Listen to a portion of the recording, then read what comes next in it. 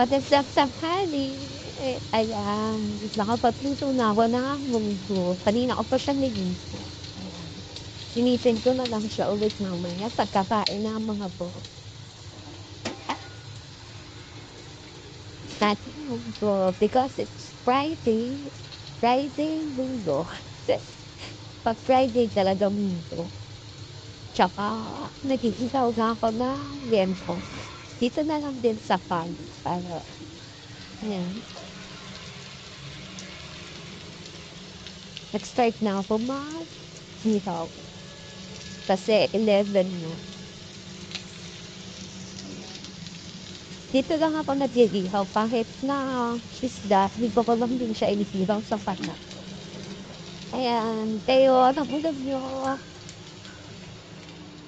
Magandang tanghali sa inyo.